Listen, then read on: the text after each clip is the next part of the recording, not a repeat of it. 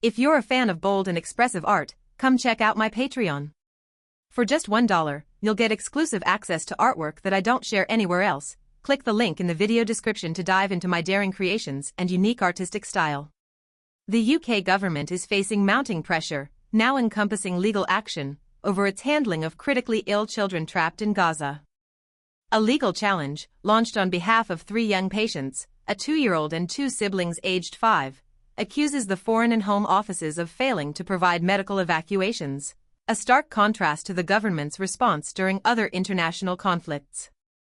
The lawsuit highlights the inadequacy of existing mechanisms, such as privately funded treatment in the UK and purportedly available visas, in addressing the urgent medical needs of children within the besieged territory.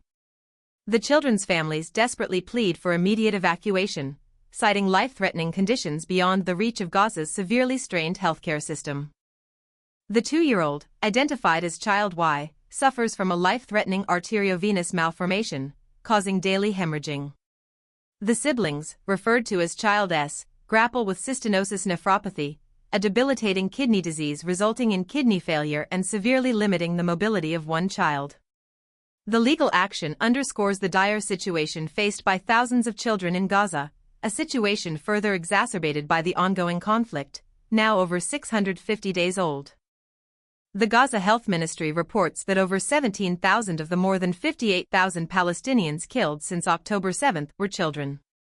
The World Health Organization estimates a staggering 12,500 patients in Gaza require urgent medical evacuation, with 4,984 of the 7,229 patients already evacuated to neighboring countries and beyond, primarily Egypt, the UAE, Qatar, the EU, and the US, being children.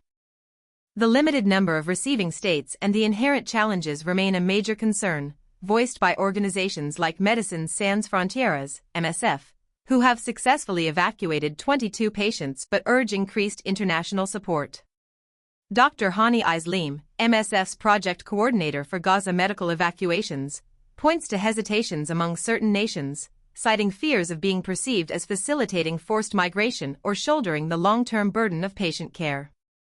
While the UK government counters that it has provided healthcare to over 500,000 people in the Palestinian territories through support for field hospitals and medical supplies, including a £7.5 million aid package announced in May, the legal challenge focuses on the absence of a dedicated evacuation pathway for critically ill children. The government cites assistance provided through Project Pure Hope, a private initiative that facilitated the arrival of 2 children in the UK for treatment in May, marking the first instance of a Gaza child receiving medical care in the UK. However, the legal documents reveal that Project Pure Hope's request for a government-funded evacuation pathway was rejected. The government maintains it has repeatedly called for an immediate ceasefire and access to humanitarian aid, including the ability for the sick and wounded to temporarily leave Gaza for treatment.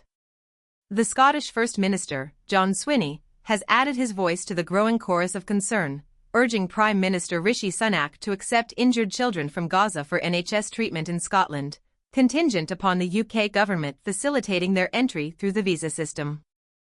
The government has until July 28 to respond to the pre-action letter, leaving the fate of these children and countless others hanging in the balance, amidst the continuing humanitarian crisis in Gaza. This legal action casts a spotlight not just on the plight of these individual children, but on the broader ethical and humanitarian implications of the UK government's policies in the face of a catastrophic humanitarian emergency. The unfolding situation raises critical questions about international responsibility and the obligations of nations towards those suffering in conflict zones. The coming weeks will be crucial, as the legal proceedings and the government's response will significantly impact the lives of vulnerable children and the wider perception of the UK's role in addressing international humanitarian crises.